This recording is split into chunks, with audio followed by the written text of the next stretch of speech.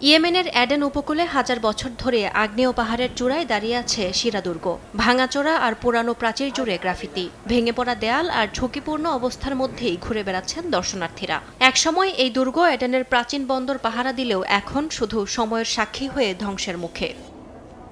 ইতিহাসবিদদের মতে শুধু অ্যাডেন নয়, গোটা ইয়েমেনের ইতিহাসের অংশ শিরা দুর্গ। একসময় পুরো বন্দর এবং উপসাগরের গতিবিধিও নজর রাখা হতো এই দুর্গ থেকে, তাই এর সামরিক গুরুত্বও অপরিসীম। ইতিহাসের অংশ হলেও দুর্গে এখন দর্শনার্থীদের জন্য মৌলিক সুবিধা নেই বললেই চলে। বছরের পর বছর ধরে দুর্গের ব্যাপক ক্ষতি হয়েছে।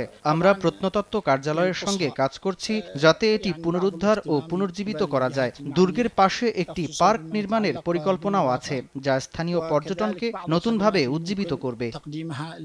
15 মিনিটের খাড়া পাহাড়ি পথে পাথুরে সিঁড়ি বেয়ে প্রতিদিনই দুর্গে ওঠেন দর্শনার্থীরা। পর্যটকরা বলেন এই দুর্গের অবস্থানই একে অনন্য করেছে।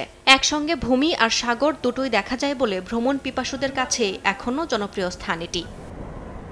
ঐতিহাসিক এই স্থানটির দুরবস্থা নিয়ে উদ্বেগ জানিয়েছেন স্থানীয় সাংবাদিকরাও। কর্তৃপক্ষের অবহেলায় দুর্গের চারপাশে ময়লা, ভাঙাচোরা সিঁড়ি আর দেয়ালে আঁকা গ্রাফিতি দিন দিন বেড়েই চলেছে বলে অভিযোগ তাদের। পুরাকীর্তি বিশেষজ্ঞদের সঙ্গে সমন্বয় করে দুর্গ পুনরুদ্ধারের কাজ শুরু করা হচ্ছে বলেও জানিয়েছে স্থানীয় প্রশাসন। ইয়াসমিন অনন্যা, সময় সংবাদ।